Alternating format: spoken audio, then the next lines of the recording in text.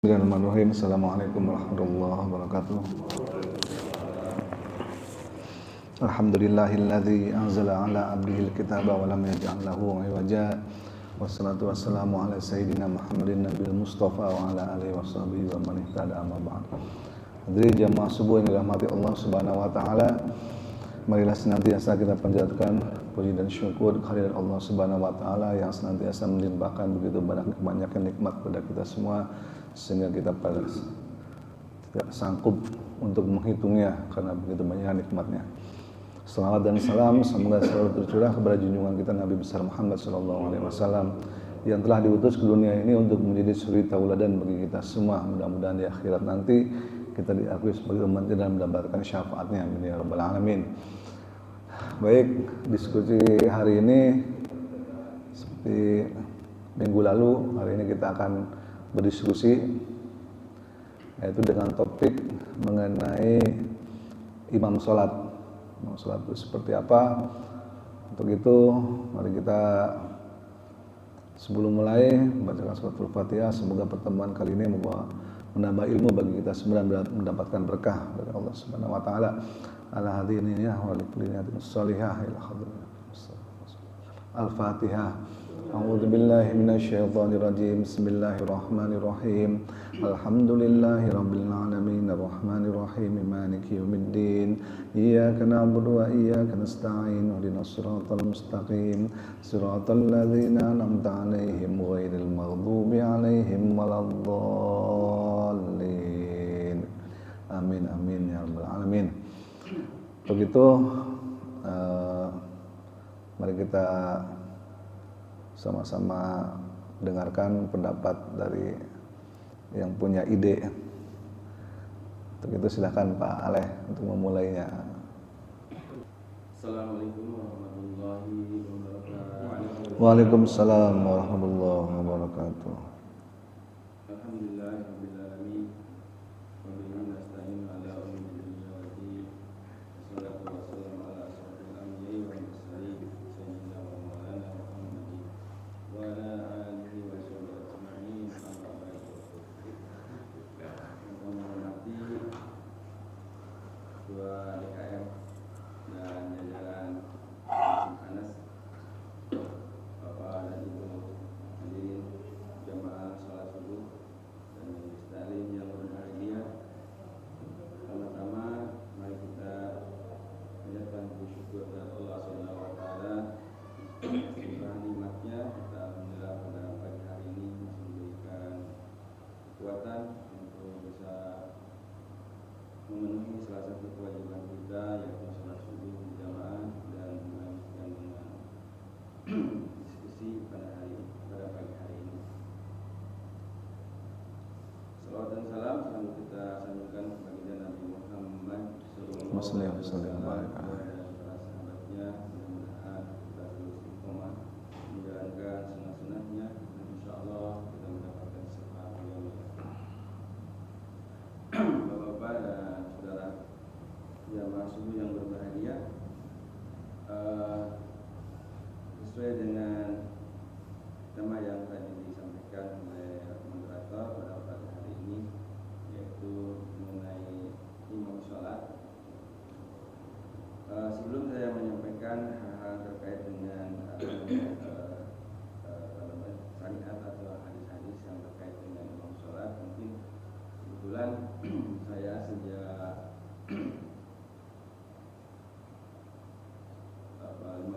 20 tahun lalu lah mungkin saya jadi pengurus masjid di sini.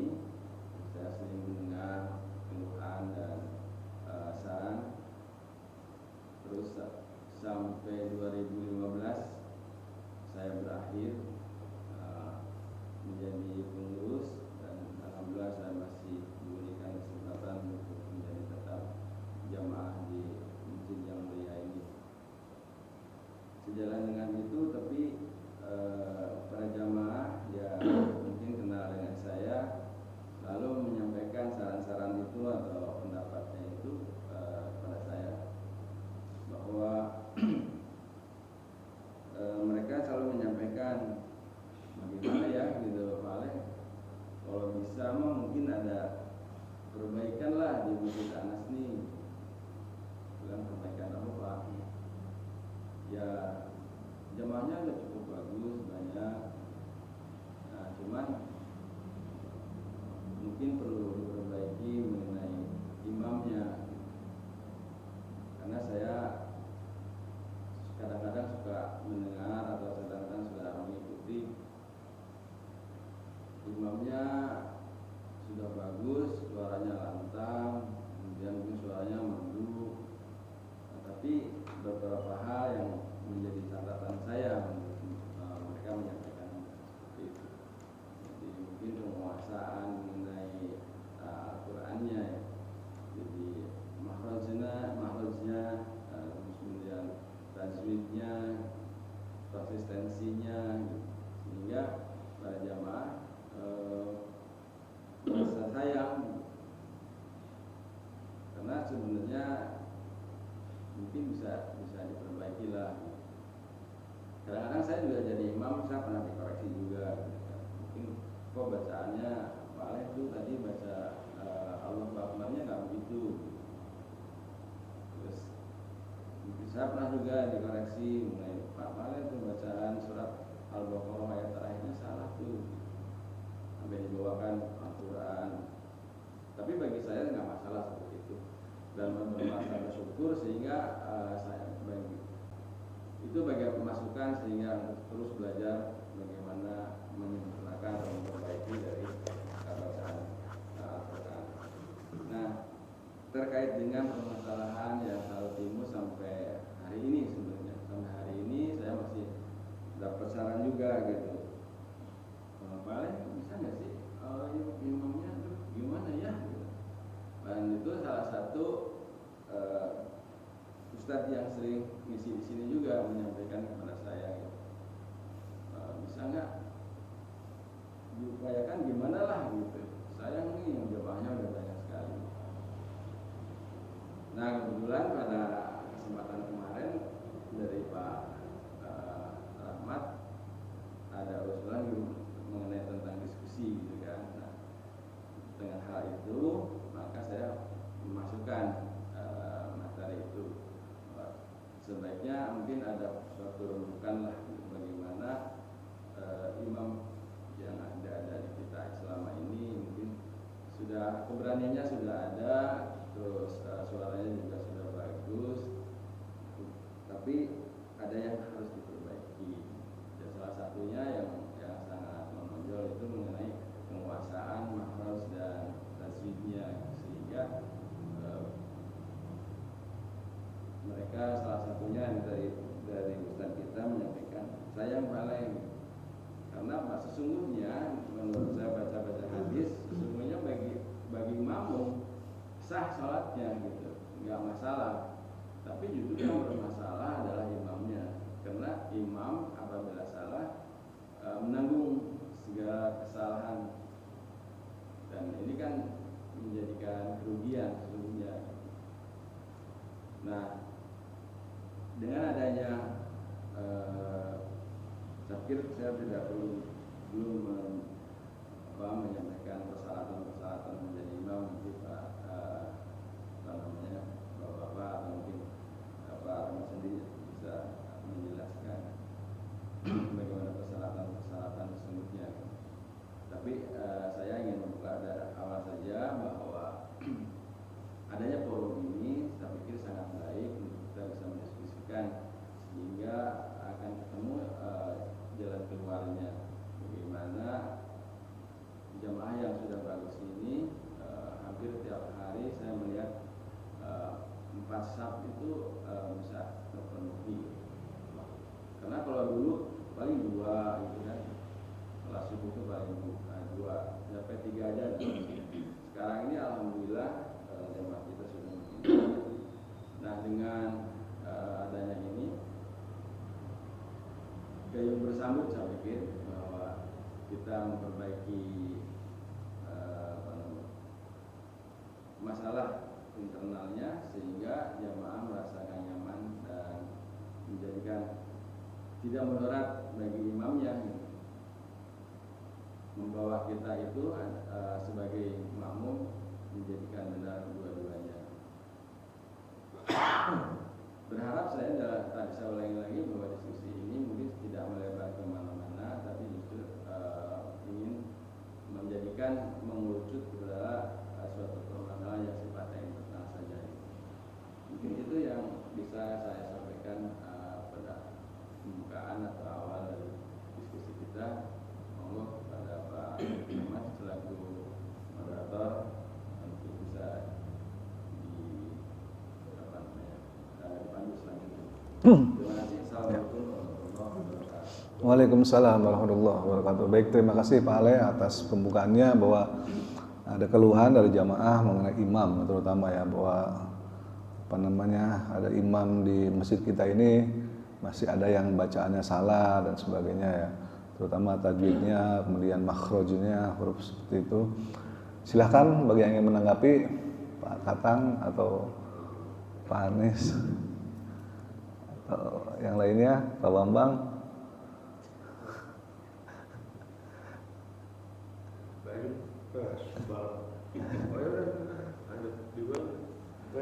Assalamualaikum warahmatullahi wabarakatuh. Waalaikumsalam warahmatullahi wabarakatuh. Mungkin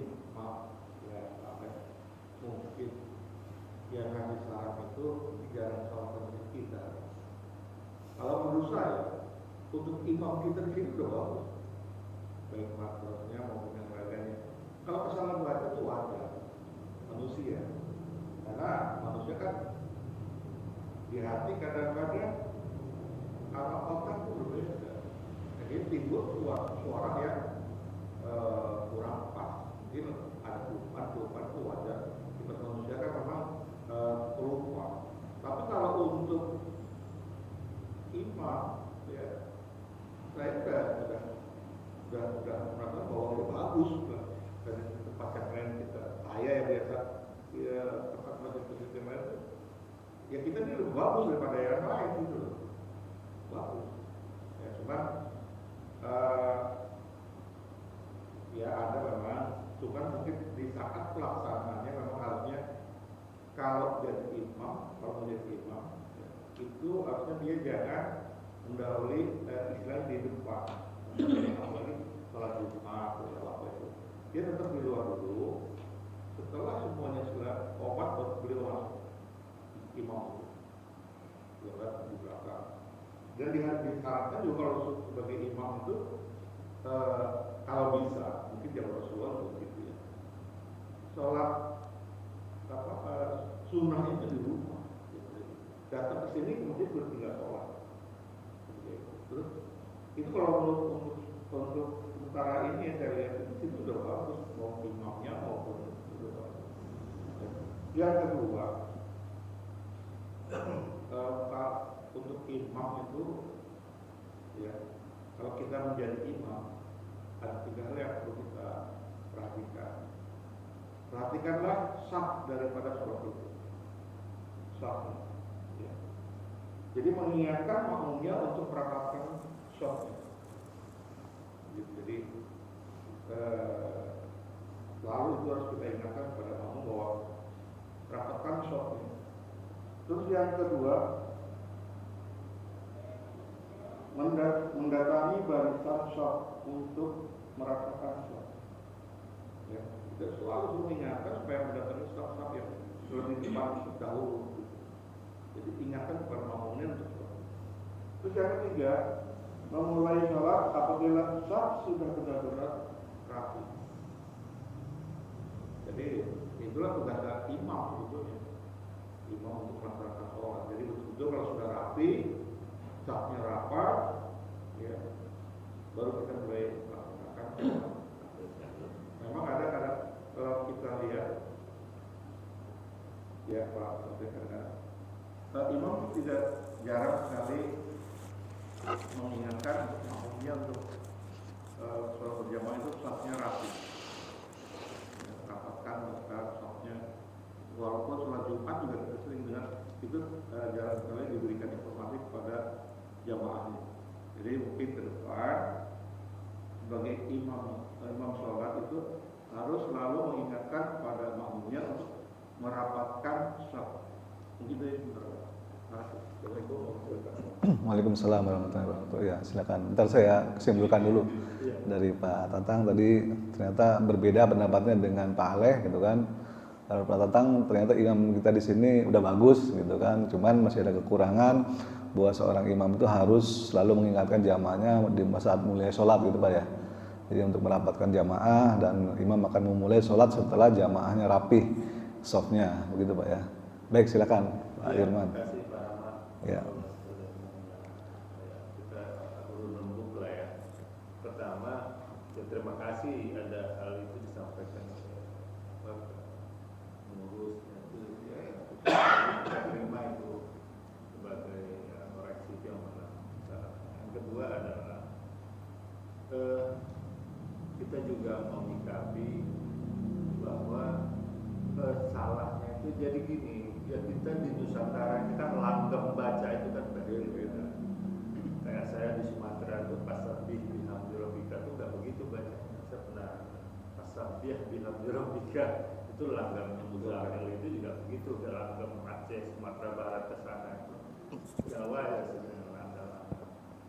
Nah kadang-kadang langgam itu menyebabkan orang merasa nggak nyaman. Itu yang pertama, itu juga perlu diperhatikan. Apakah karena itu saya nggak tahu apakah karena langgam. Nah yang penting dalam sholat itu kan rukunnya kalau tidak rukun kan bisa sholatnya batal. Nah, kita harus mendukung ya tajwid ya. Saya sih usul aja, memang ada baiknya apa ya. Pertama ya silakan nanti kita putuskan. Ya kalau ini masjid itu ya minimal punya imam rawatib. Jadi kita ya kita uji gitu. Imam rawatib yang ahli-ahli dalam Al-Quran kita uji. Itu yang pertama, ada imam tetap. Kalau tidak ada imam tetap seperti sekarang, ya kita juga nggak ada salahnya. Ya, siapa teman-teman kita, ya kita ngumpul sebentar, lihat tajwidnya, oh ini pas ini, ya nggak apa-apa, kita legowo aja, karena membenarkan tajwid juga kewajiban kita kan secara pribadi dalam membaca Al-Quran kan. Ya saya sih tadinya ya saya pribadi Pak Ahmad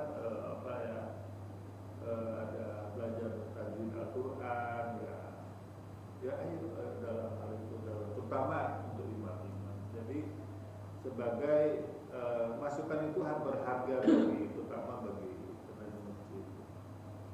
Jadi boleh berapa orang yang sering menjadi imam di sini, ayo kita kumpul hari ini lihat tajwidnya. Di situ nanti kelihatan langgamnya di langgam Sumatera atau langgam Jawa atau langgam dari Sunda, tapi tajwidnya benar gitu kan. Kayak mohon maaf, kayak teman-teman kan ada yang baca alhamdulillah kayak kira gitu kan. Jadi bagi sebagian orang itu nggak nyaman mungkin gitu, tapi tajwidnya benar, cuma cara ucap. Jadi saya pikir nggak ada salahnya lah kita melakukan asesmen terhadap yang sering menjadi imam. Jadi pas dia maju jemaah juga di sana dites kok ininya imamnya dilihat, nggak sembarangan orang yang maju ke depan situ gitu. Itu hanya ya sarannya Pak Rahmat ya. Terima kasih. Baik, terima kasih Pak Irman masukannya dari ternyata dalam bacaan imam tuh ada langgam-langgam yang berbeda gitu kan. Iya. Sehingga kadang terasa tidak nyaman di telinga orang yang tidak biasa mendengarnya gitu. Mungkin langgamnya Sumatera dengan langgamnya Jawa agak berbeda gitu kan ya. Dan ada usulan juga disarankan supaya di masjid kita ini ada asesmen ya imam. Alhamdulillah sebetulnya program itu udah ada. Jadi kita di sini kita mengadakan namanya tahsin. Tahsin itu setiap hari Senin sampai Jumat ba'da maghrib atau ba'da isya, silahkan dipilih waktunya. Sebelum Ramadan kita ada sekitar 7 orang atau 8 orang yang ikut tahsin itu. Alhamdulillah. Cuman setelah Idul Fitri sisa 2 orang Pak. Masih ada 2 orang yang lanjut tahsin yang rutin gitu setiap hari Senin. Yang lainnya Selasa sampai dengan Jumatnya ya, sepi. Gitu. Nah, sebenarnya salah satu tujuan program tahsin ini bagi saya adalah kita melakukan assessment itu imam. Jadi mereka yang biasa jadi imam, kita koreksi bacaannya kalau salah dan sebagainya, sehingga pada saat nanti maju menjadi imam, ya tentu yang paling utama adalah sesuai dengan syariat. Jadi bacaannya betul, terus kemudian makhrajnya, tajwidnya dan sebagainya betul, sehingga jamaah pun merasa tenang gitu kan saat diimami oleh beliau gitu. Memang udah ada programnya di sini, tapi kelihatannya agak mandek. Nah, gitu. Mudah-mudahan kedepannya bisa lebih baik lagi lah. Silakan yang lainnya. Ya Pak Anies. Silakan. Waalaikumsalam warahmatullahi wabarakatuh. Saya pendapat dengan apa yang disampaikan Pak Alex. Jadi gini ya, ada imam kan ada makmum. Ya. Jadi kalau imam ini kan sebenarnya kereta lokomotifnya makmum. Sehingga kalau siapapun jadi imam sini kita merasa nyaman, artinya itu satu kita sholat juga udah nikmat ya. Nah, yang saya maksud di sini ya, imam ini jangan sampai membuat rasa tidak nyaman makmum. Contoh ya, jadi saya lampunya ya, kalau soal hadisnya dan makna itu nanti Pak Usara bisa koreksi siapa supaya antara imam yang biasa ini yang mungkin kurang pas, baik kita tidur aja daripada sholat kita jadi kurang nyaman. Nah, contoh misalnya imam harus bisa memperhatikan makmum. Jangan sampai imam ini mendahului makmum belum sempat ruku, makmum sujud, imam itu sujud. Makmum baru sujud, imam udah berdiri. Nah ini udah jadi akhirnya sholat saya terburu-buru, sholat kita terburu-buru. Ini tadi kegiatan sepele tapi ini tidak nyaman. Ya. Nah, kedua, kalau soal bacaan ya jelas kepada teman-teman yang paham lah tahu. Dan ketiga, kalau memang tidak pas, sebaiknya ya kita mengukur diri lah. Mengukur diri. Saya berani jadi imam tapi belum tentu benar. Jadi ya berbohong lah supaya kita bisa koreksi diri. Kalau sampai memang belum bisa ya jangan. Terus saya juga setuju kalau memang kita punya imam tetap kayak di dalam akun kita kasih honor ya kita sama-sama saweran, kita bulannya berapa, jadi dia imam tetap itu kita punya. Kalau ada proses identik mungkin tetap ini bisa isi sama yang imam cadangan, tapi kita tahu bahwa yang cadangan ini memang menguasai. Itu aja Pak, terima kasih. Baik, terima kasih Pak Anies. Dari tadi ada usulan juga bahwa ternyata ada imam yang kalau sholat ngebut gitu Pak ya. Jadi yang makmumnya tergopoh-gopoh, tarik-tarik gitu. Ini baru ruku, ini udah ini gitu. Ini baru sujud, ini udah berdiri lagi. Memang saya perhatikan juga ada sih imamnya seperti itu. Kata Pak Anies, kadang-kadang imam seperti itu ada Pak. Gini, imam itu supaya gerakan makmum itu tidak mendahului imam. Jadi dia berdiri dulu baru Allahu Akbar. Dan mereka kan masih sujud kan, umpamanya gitu ya. Jangan sampai imam ada yang begitu Pak, benar. Ya, teman yang dimaksud Pak Anies ini adalah makmumnya jadi terburu-buru, imamnya terlampau cepat. Iya. Imam terlalu cepat gitu loh. Artinya begitu imam ruku kan Allahu Akbar ruku. Begitu imam ruku ini udah sami Allahu liman hamidah gitu. Ya, terburu-buru, ini ada yang begitu imamnya ini maksudnya. Kemudian usulan yang kedua adalah kita ada namanya imam tetap ya, imam rawatib tetap seperti di masjid yang lain Darul Arqam. Nah, imam tetap ini kita juga udah sempat pikirkan dan kita udah survei Pak. Ada survei ke Al-Madani dan sebagainya bahwa berapa sih biayanya untuk meng-hire imam tetap secara umum ya, secara umum. Jadi kalau saya sih hasil survei kita itu rata-rata di sekitaran Pamulang ini antara 3 sampai 3,5 juta per bulannya. Itu yang hafid ya, dia hafid Al-Quran. Jadi Tapi kelihatannya sih untuk saat ini Masjid Anas belum mampu untuk membayar segitu gitu katanya, bahwa dulu ada sampai sekarang pun masih ada program dana takwa ya Pak Yul ya. Tapi pemasukannya juga masih jauh dari itu gitu, dari maksudnya target sekitar 3 sampai 3,5 juta sebulan. Karena kalau mengandalkan kas masjid, penghasilan kita kurang lebih rata-rata 8 sampai 10 juta sebulan itu. Jadi kotak Jumat itu rata-rata antara 2 sampai dengan 2,5 juta setiap minggu. Jadi kalau rata-rata 2 juta, kalau dapat 2 juta ya berarti sebulannya 8 juta. Kalau 2,5 juta seminggu ya berarti kurang lebih 10 juta sebulan. 8 sampai 10 juta. Sementara biaya-biaya yang lain cukup besar ya, terutama ada biaya marbot kita udah punya, kemudian apa namanya untuk kebersihan dan lain-lain lah. Maintenance listrik juga ini yang berasa banget listrik. Ya alhamdulillah kita udah disubsidi sama sama apa namanya? BMT ya. BMT 500.000 sebulan. Nah, itu sangat membantu sekali sehingga mengurangi biaya operasional untuk listrik khususnya ya. Karena terutama setelah pasang AC ini listriknya jadi gede gitu. Kalau dulu mungkin sebelum ada AC listriknya nggak begitu gede, tapi begitu ada AC emang listriknya berasa banget gitu. Ininya naik cepat. Jadi ya mungkin nanti sama-sama kita pikirkan kalau misalnya memang dikehendaki untuk meng-hire imam dari luar supaya ada imam tetap rawatib, bagaimana cara jalan keluarnya ya untuk sumber dananya. Tapi untuk sementara ini sebetulnya program kami adalah kita memanfaatkan apa yang ada. Ada jamaah di sini yang memang berani untuk menjadi imam, tapi masih punya kekurangan bacaan, makanya kita mengadakan program tahsin. Jadi lulusan-lulusan tahsin itu saya harapkan nantinya berani jadi imam gitu. Dan lulusan bukan cuma imam, program kita sebetulnya kita program ada khotib juga. Jadi kenapa saya mengadakan setiap subuh ini ada kajian seperti ini gantian. Tujuannya adalah nanti saya bisa lihat siapa yang udah ready jadi khotib. Itu juga sebagai khotib nanti badal. Jadi kita kalau misalnya kekurangan khotib yang utamanya nggak datang, misalnya kita nggak bingung nyari khotib.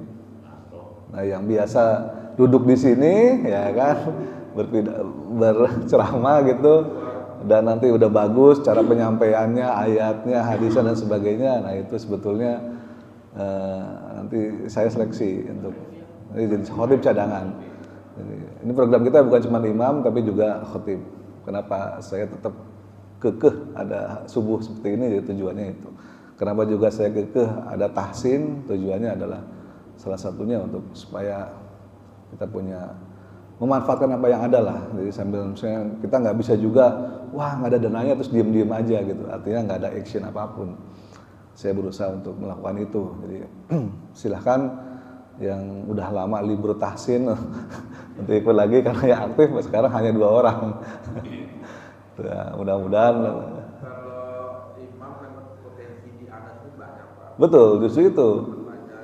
Memang kalau kita belum ada kemampuan untuk jadi imam tetap, kita manfaatkan lah teman-teman ini. Mungkin di program tahsin itu ya teman-teman yang udah bisa dilanjutin lah. Supaya kita tidak kekurangan imam gitu. Saya yakin di atas ini teman-teman kita potensial Pak. Potensi banyak betul Pak. Makanya saya daripada hire dari luar. Pak Ale yang pertama dulu pas saya ikut memang ada, tapi sekarang dia udah bagus, fasilitasnya juga malah itu Pak. Jadi Gitu ya. saudara saya kami kiri saat itu coba lulus. Yang udah saya itu belajar aja. Enggak jadi imam itu. Itu belajar loh. Masih belajar jauh. Ya, tujuan niatnya adalah sebetulnya kan namanya kita membaca Al-Quran itu kan merupakan sebuah apa ya bagi kita umat Islam itu adalah sebuah kewajiban ya, bahwa kita harus minimalnya betul dalam membaca Al-Quran itu aja sih, niatnya seperti itu. Adapun nanti jadi imam atau tidak itu adalah efek samping aja,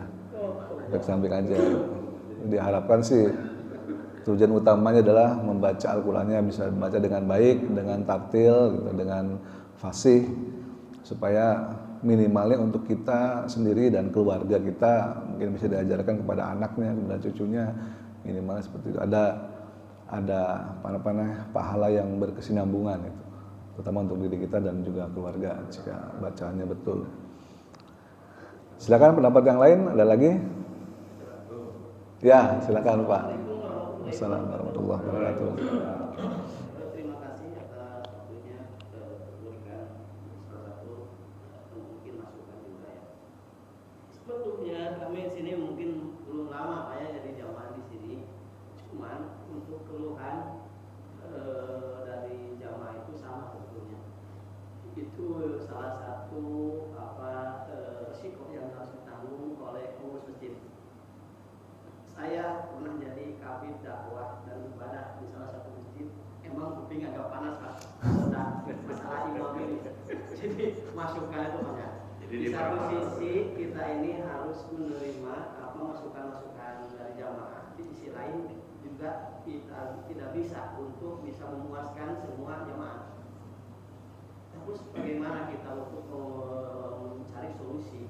Artinya supaya yang memberikan masukan itu merasa nyaman, juga kita paling tidak ya bisa memuaskan sebagian daripada jamaah. Kalau untuk semuanya mungkin tidak bisa Pak. Istilahnya kan lain hal gitu kan. Ada yang ini suka dengan bacaan ini, ayo Pak, sebab Pak Haji ini kan lidah itu beda-beda. Kalau orang Sunda itu kan ketahuan gitu, Fa ya di pak.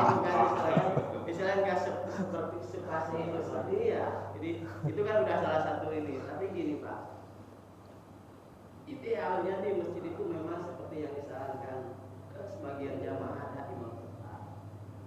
Dengan idealnya seperti itu. Cuman kita kan mengukur dengan keadaan seperti tadi khas masjid gitu kan itu yang jadi bahan pertimbangan juga.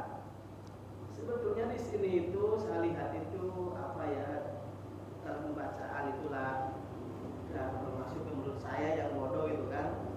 Kalau untuk bacaan nggak terlalu ini amat gitu kan. Cuman harus kita perhatikan mungkin ketertiban aja Pak Ustaz. Jadi di sini itu mungkin ada saling dorong-dorong. Ini yang kadang-kadang di masjid itu kurang begitu kelihatannya itu kurang seolah-olah tidak ada peraturan dari pengurus itu. Misalnya ada imam nengok kanan nengok kiri. Jadi gini, bagaimana caranya untuk bisa menentukan hal itu? Mungkin saya ada masukan. Saya juga pernah ada kaderisasi di sebagian daripada jamaah. Pernah kita mencoba mencari imam dari luar. Dan itu pun sama, walaupun dicari imam dari luar, tetap aja jamaah itu masih ada yang komplain Pak, karena merasa dia tidak cocok gitu bagi dia, gitu kan. Gitu. Nah, kita carikan solusi bagaimana kita kaderisasi dari jamaah, kita coba itu. Nah, kita coba kaderisasi, tapi secara tertib Pak. Nah, ada jadwalnya Pak Jale. Jadi istilahnya gini. Boleh dicoba per waktu atau per hari itu. Jadi sehingga itu kalau tidak ada si A, ada si B, kalau tidak si B, ada si C. Jadi itu lebih tertib kalau saya. Jangan sampai misalnya saya juga bingung gitu. Maaf, sementara ini sebetulnya si yang berhak menjadi imam mungkin di sini itu kalau dia mampu untuk jadi imam, dia tidak ke depan, lalu ada orang yang ke depan dan mungkin belum mumpuni untuk menjadikan imam. Yang dosa itu orangnya itu sebetulnya. Kenapa dia nggak mau ke depan? Kalau dia merasa sudah mampu untuk jadi imam, sementara dia nggak ada kemauan untuk ke depan gitu kan. Lalu ada orang yang ke depan, padahal belum mampu untuk jadi imam sebetulnya gitu, belum layak jadi imam. Yang dosa itu dia sebetulnya. Karena sebetulnya dia kenapa nggak ke depan gitu. Nah, kalau nggak dorong-dorongan seperti itu, tapi kalau udah ditentuin, misalnya jadwalnya ada, walaupun dari jamaah kita sendiri. Nah, misalnya nih maghrib ada 2 orang, isya ada 2 orang, tidak ada si A si B untuk backup maghrib misalnya. Untuk kita lihat siapa sih yang aktif setiap waktu sholat misalnya, itu yang lebih didahulukan Ustaz, supaya nanti tidak banyak bolong-bolongnya gitu kan. Soalnya kalau tidak ada aturan jadwal, saya kira walaupun jamaah kita kaderisasi dari jamaah susah juga. Kalau nggak ada misalnya, ayo pak, cuma di ayo. Tapi kalau udah ditentuin jadwalnya, apalagi tertera jamaah kita tahu, misalnya di hari ini atau maghrib ini imamnya ini misalnya, itu waktu dari jamaah kita. Lalu nantilah ada semisal tasin. Dan orang yang dijadwalkan untuk jadi imam itu harus mau belajar, jangan merasa alergi dengan dikoreksi. Itu aja. Jadi ada kemauan untuk merubahkan, untuk memperbaiki bacaan atau gerakan-gerakan sholat yang lainnya. Karena tidak bacaan toh gitu kan yang jadi imam itu harus menguasai bacaannya, juga fikihnya itu harus dikuasai. Kayak tadi usulan orang tua kita Pak Anies misalnya, jangan nggak ada tumaninahnya misalnya, sehingga makmum itu terpaksa tergopoh-gopoh untuk mengejar imamnya. Jadi artinya tidak harus cari kita misalnya yang tapi tidak seperti itu toh. Jadi harus yang dicari dia itu harus mampu untuk menguasai bacaan Qur'annya, fikihnya dia harus mampu. Artinya mengetahui batal batalnya jadi imam, sehingga supaya kejadian seperti ini. Di antaranya, ketika imam ada kesalahan, apa yang dia harus lakukan itu harus dia tahu. Jadi itu supir itu harus benar-benar tidak goyang dengan ininya makmum gitu. Jangan sampai mau sujud diri sujud diri. Jadi kenapa dia seperti itu? Karena dia terpegangan ilmu gitu kan. Seandainya dia melakukan kesalahan seperti itu, harus apa yang dia lakukan gitu kan. Jangan sampai dia juga boro-boro makmum, dia juga bingung kan. Artinya kenapa? Karena dia tidak memahami mungkin di bidang fikihnya gitu Ustaz. Jadi saya kira gini Ustaz, untuk menertibkan aja untuk sementara ini, kalau memang keuangannya belum cukup, ya kita berdayakan aja jamaah kita, tapi dengan adanya jadwal supaya tertib dan adanya untuk memperbaiki tasdin itu, baik tasdin maupun dari fikihnya, supaya lebih mantap gitu untuk jadi imam gitu. Jangan ada dorong-dorongan lah di masjid kita ini gitu kan. Soalnya gini, keluhan dari makmum itu gini. Jadi memang sih agak susah jadi makmum itu. Kalau menemui imam. Jadi kan di salah satu sudut kedua itu, salah satu jadi makmum itu ala ya lama butlana sholat imaminya. Salah satu sah bermakmum itu, si makmum itu tidak boleh mengetahui bahwa ada si imam itu melakukan batalnya sholat. Misalnya si makmumnya itu qori, imamnya misalnya ami misalnya, di dalam bacaan yang rukun Fatihah misalnya, sudah tahu bahwa imam itu di dalam Fatihah kurang bagus, makmumnya itu bisa salah ini bacaan. Bagaimana soal bagi orang tertentu yang mengetahui bahwa imamnya itu salah dalam bacaan Fatihah? Terutama salahnya itu di rukun sebetulnya. Yang mempengaruhi batalnya makmum sholat imam itu makmum mengetahui batalnya imam. Kan banyak tuh. Kalau tidak salah itu ada 11 tuh syarat jadi kedua itu dari makmum. Bukannya hanya imam saja yang mengetahui, si makmum itu harus ada ilmunya. Di ilmu fikih itu ada suruh, turku, dua tiah, ada asal. Syarat menjadi makmum itu harus mengetahui paling tidak 11 yang kita harus ketahui. Di antaranya yang pertama, Allah yang lama butlana sholat imami. Misalnya kayak tadi tahu bacaan begitu, terus dia mengikuti batal sholatnya. Baca surat Fatihahnya gak benar. Si makmum yang satu ini tahu bahwa baca Fatihah imam itu gak benar, lalu dipaksakan untuk mengikuti batal sholatnya. Karena dia mengetahui bahwa Fatihah itu bagian daripada rukun sholat, sementara dia mengetahui bahwa bacaan imam itu tidak benar. Atau misalnya rukunya atau sujudnya tidak benar. Di dalam sujud itu anggota sujud ada 7 misalnya. Ini dalam sujudnya tuh ujung jarinya begini, kakinya itu tidak begini. Itu berarti ada bagian anggota sujud yang dia tidak tidak penuhi misalnya. Lalu imam itu mengetahui begini sujudnya nggak benar. Lalu dia paksakan sholat ngikutin, batal sholatnya. Karena dia mengetahui bahwa imam itu melakukan kesalahan. Gerakan sholat yang membatalkan sholat. Bagi si makmum yang mengetahui. Kalau bagi yang makmum yang nggak mengetahui nggak apa-apa. Tapi bagi dia yang mengetahui jangan dipaksakan itu. Nah, ini makanya yang harus pintar itu bukan imam saja, makmum juga harus pintar. Jangan sampai dia tak mengetahui batalnya imam lalu dia paksakan untuk mengikuti imam tersebut. Terutama yang dijadikan rukun, Pak.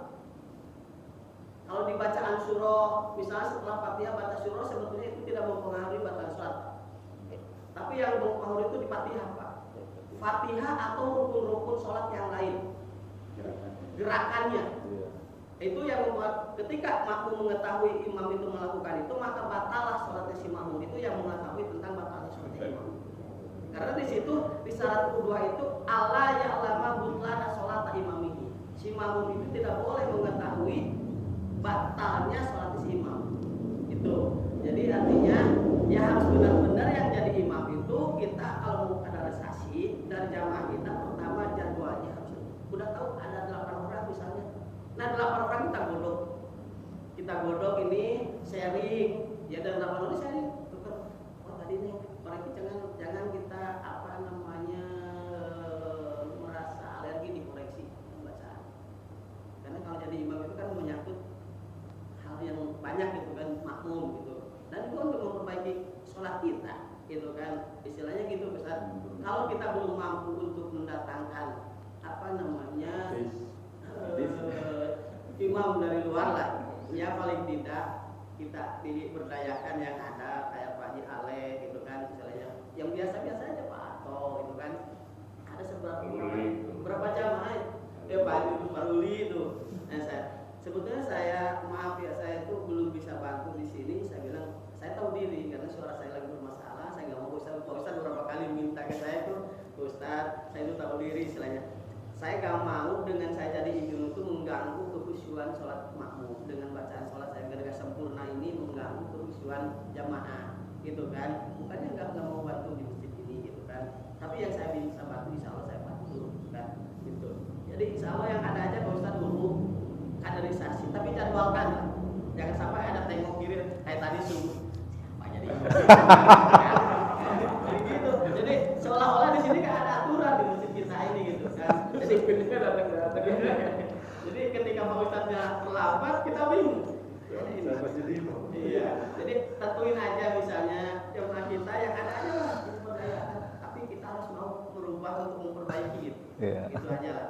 Baik. Karena kan salihan itu memang kalau memasukkan dana segitu tuh belum cukup. Iya. Belum cukup, kita itu kan menghargai keilmuan orang. Kalau kita mendatangkan tafsir Quran yang hafal 30 juz itu bukan menjual ilmu, tapi kita menghargai keilmuan. Kita menghargai gitu. Kan dia itu tidak menghargai, cuma kita yang menghargai gitu kan. Gitu. Ya udahlah kita aja dulu yang mampu gitu kan, itu bisa, tapi kita harus belajar.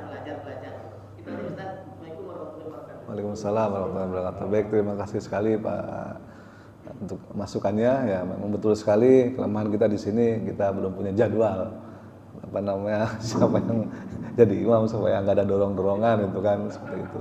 Memang udah lama saya mikirin bikin jadwal, cuman saya maunya tadinya program saya itu step 1 adalah tahsin dulu. Dan setelah tahsin dirasa lulus, dirasa bagus baru buat jadwal gitu. Tapi oke lah, kita coba nanti kita buat jadwal dulu sambil tahsinnya berjalan. Ya, tahsinnya sambil jalan. Gitu. Terima kasih masukannya. Saran yang tadi dari Pak I ya, mungkin dari Pak juga. Jadi mungkin bisa semakin mengerucut ya. Jadi kita memberdayakan jamaah kita. Terus bagaimana kalau ada jadwal sehingga tidak lagi ada yang tiba-tiba orang masuk padahal nggak masuk jadwal. Nah tadi Pak Anton bilang masalahnya orangnya nggak pernah ikut taksin gini, dan tadi bagian merujukan gitu. Sebelum jadwalnya dibuat barangkali ada undangan Pak. Iya betul. Kita ada undangan untuk tadi asesmen ya. Ya sesuai. Maksudnya tapi mungkin bilang asesmen ya. Gitu. Tapi ada undangan saja, ada membacakan itu. Undangan rapat. Kalau misalkan Pak Rahmat merasa pakai gitu kan, mungkin ada salah satu guru kita yang suka ngisi di sini, beliau saja yang dengarkan gitu kan, taksim bacanya seperti apa, satu saat satu waktu lah diundang gitu, ada momen tertentu gitu. Sehingga pengurus menjadikan wah saya nggak enak kalau ketemu dia negor aja nggak berani kan gitu. Masalahnya ditegur udah Pak gitu. Ya, berapa kita kali ditegur. ditegur tetap gitu. Itu kan ya. Jadi Itu saya kok saya sendiri juga sebenarnya itu Pak. Jadi saya sendiri juga saya pernah menegurnya saja gitu kan. Anda menyampaikannya bahkan saya sampaikan bahwa yang mengikuti juga S2 Quran kan gitu. Tapi kan beliau jawabannya nah dengan adanya itu barangkali pengurus tidak disalahkan gitu kan, tidak disalahkan merasa saya tidak dipakai lagi ya seperti itu. Dengan ada undangan yang lebih bagus kelihatannya. Masalah kalau udah nggak datang diundang ya sudah nggak masalah. Jadi mungkin itu Pak tambahan. Baik, terima kasih masukannya. Yang lain, Pak Lulik belum ngomong dari tadi. Terima kasih. Ya. Assalamualaikum warahmatullahi wabarakatuh. Ya, mengenai imam sholat ini memang agak krusial ini ya. Tapi kalau kita mau mencontoh mengikuti Rasulullah untuk menjadi seorang imam itu sebaiknya itu ditunjuk imam. Bagaimana ketika Rasulullah sedang sakit, beliau mendeklarasikan Abu Bakar menjadi imam. Jadi tidak sembarangan menjadi imam. Kalau di sini memang banyak potensi, banyak imam di sini itu, ya, kelihatan sekali. Kalau saya sholat di Nurul Imam, nggak ada imam tetap Pak, saya udah bisa nyari imam Pak, keluar itu nyari imam Pak. Iya Pak, Ustaz, siapa itu? Namanya Pak Tio, dia sudah jadi imam masih di dalam itu. Di rumah. Iya Pak, pernah sampai saya begitu. Nah, sedangkan yang biasa makmum itu untuk jadikan imam misalnya nggak siap karena memang ya banyak kekurangan, sehingga mereka juga tahu diri, sampai tahu diri. Jadi untuk menjadi imam itu Rasulullah juga memberikan kriteria Pak. Ini yang perlu kita jalankan Pak. Yang pertama, orang yang pantas jadi imam itu adalah orang yang hijrah duluan. Siapa yang hijrah duluan gitu, itulah yang jadi imam.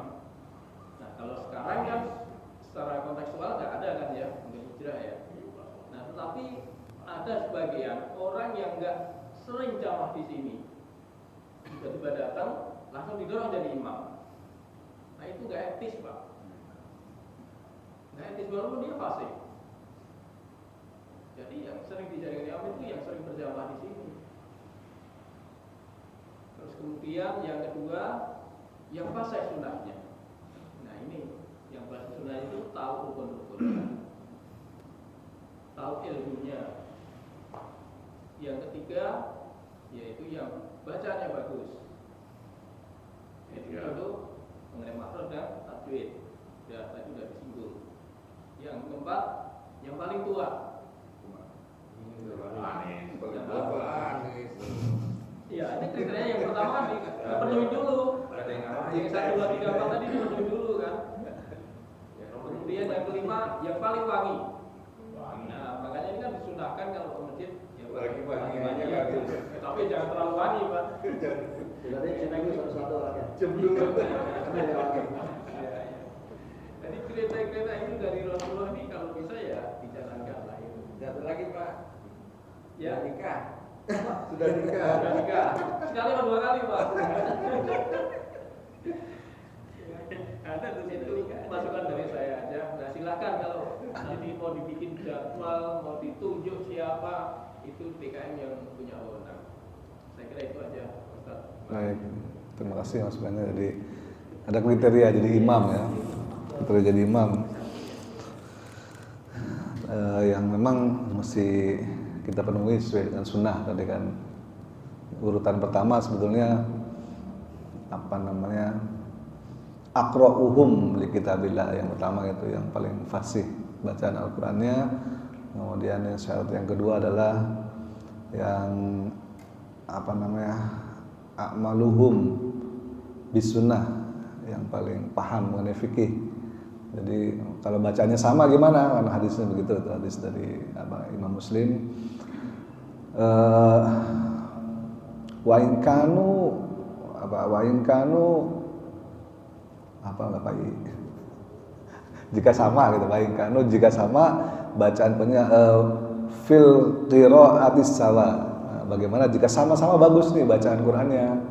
Nah, maka yang kedua adalah a'maluhum bisunnah, yang paling paham mengenai sunnah atau yang paling paham dengan fikih. Kemudian bagaimana jika sama pengetahuan fikihnya? Maka kriteria yang ketiga lah aqdamuhum hijrah, baru ketika yang ketiga lah yang paling duluan hijrah. Jadi yang pertama bacaannya yang paling bagus, jika bacaannya sama-sama bagus. Yang kedua yang paling paham mengenai fikih. Ya, jika sama-sama paham fikih, bacaannya sama-sama bagus, fikihnya sama-sama paham. Ada yang ketiga adalah yang hijrahnya paling dulu. Jika hijrahnya bareng juga, nih yang terakhir yang keempat adalah yang aqdamuhum yang lebih, dalam satu hadis itu dikatakan dia bukan lebih tua, dia ada hadis yang kedua itu yang lebih tua. Dalam hadis lain itu ada yang lebih duluan masuk Islam, silma, aqdamuhum silma, yang mana yang jadi muslim lebih dulu, atau dalam hadis yang lain adalah mana yang umurnya lebih tua, yang lebih sepuh, lebih senior gitu loh. Jadi kalau bacanya sama-sama bagus, fikihnya sama-sama menguasai, hijrahnya pun bareng, yang terakhir adalah kriterianya bisa yang umurnya lebih senior, lebih tua, atau yang masuk Islamnya lebih dulu. Seperti itu kriterianya kalau menurut hadisnya Imam Muslim ya, dari Ibnu Mas'ud ya, dari Ibnu Mas'ud itu. Ibnu Mas'ud. Jadi seperti itu. Ya, mudah-mudahan kita ke depannya punya inilah jadwal yang tetap imam ya. Nanti coba saya akan buatkan undangan kepada mereka yang biasa menjadi imam di sini, yang sudah ini ya, diharapkan mereka yang biasa jadi imam untuk menghadiri ya, jangan malu-malu kucing. Karena saya lihat di sini banyak potensi ya kan. Banyak yang bisa tapi nggak mau gitu, nggak mau maju. Nah, gitu. Tapi syaratnya mungkin ada kurang, Pak. Pertama justru syaratnya Apa itu?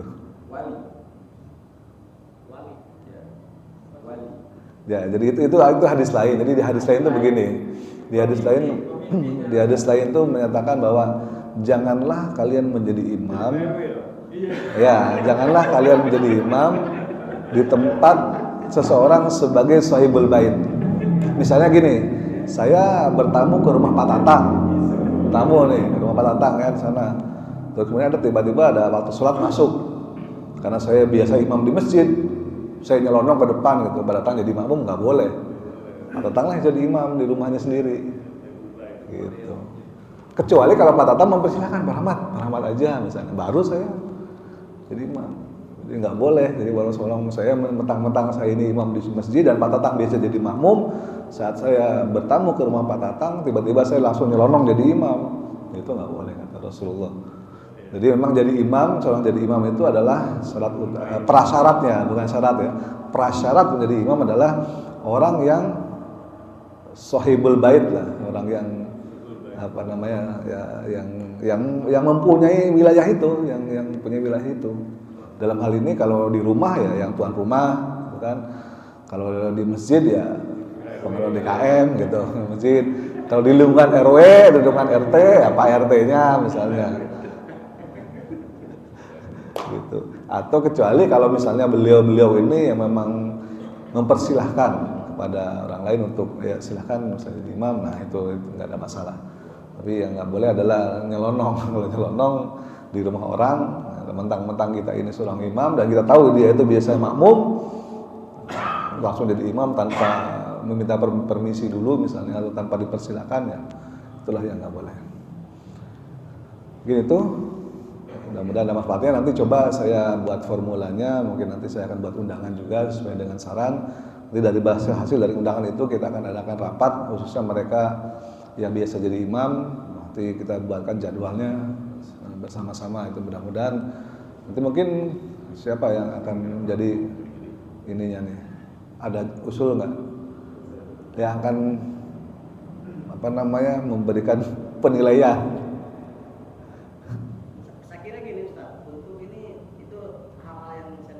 Iya. Karena kita semua mungkin jamaah dan warga sini ya. Yang saya maksud itu tentuin dulu orangnya. Nanti setelah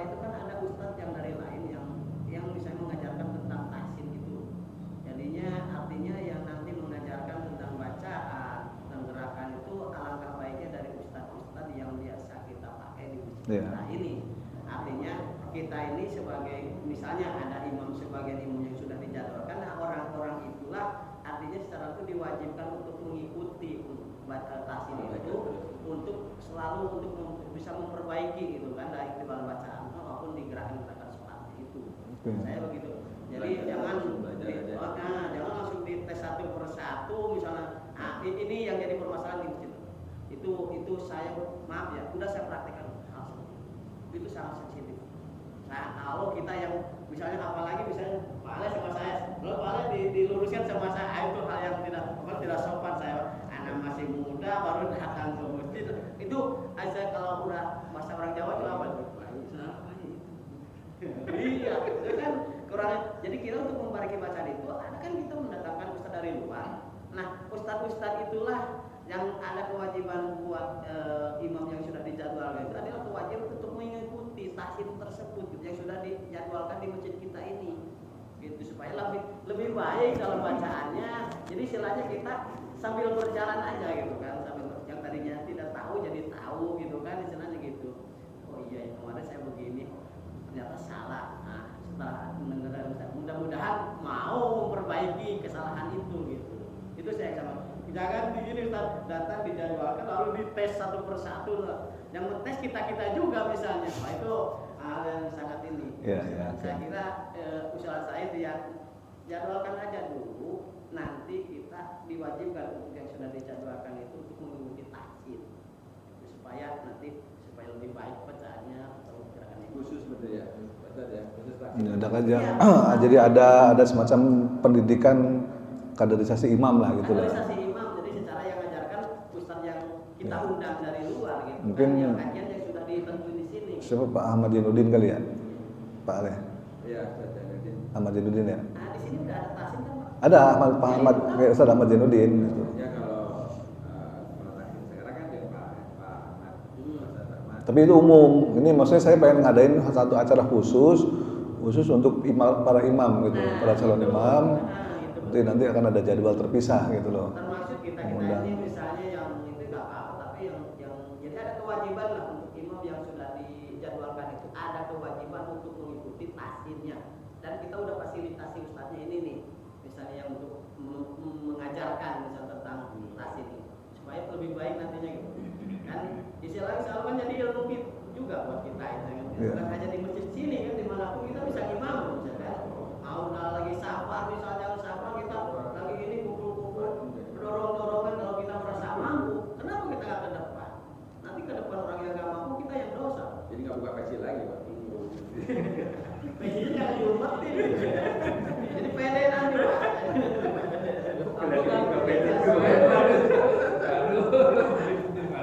Tapi kan mungkin itu salah satu sifat tawadu ya Pak ya. Jadi silakan aja yang lain lebih barangkali yang pertama itu dia lebih bodoh daripada yang lain. Saya kira bagus juga Pak. Tidak selalu harus yang lebih pintar maju. Belum tentu juga Pak. Kita mau tahu pintar atau lain kalau kita baru mau mengerti gitu. Tahu ya. Waktu mau tadi di mall cerita. Makanya jangan buka peci di mall. Saya kan hari Jumat kan jemput ponakan di Airport juga. Pas maghrib itu kan banyak, ada 10 orang. Saya di belakang. Nengok-nengok ini kendala. Apa? Mari Pak, ya Allah. Pelan-pelan mau nggak mau Pak. Saya maju tapi saya pelan-pelan. Saya berumurnya bolong. Pelan-pelan ambillah bisa pelan-pelan. Bisa saya terima, enggak tahu. Yang penting mau berpahala. Sampai saya ini mau apa saya syukur.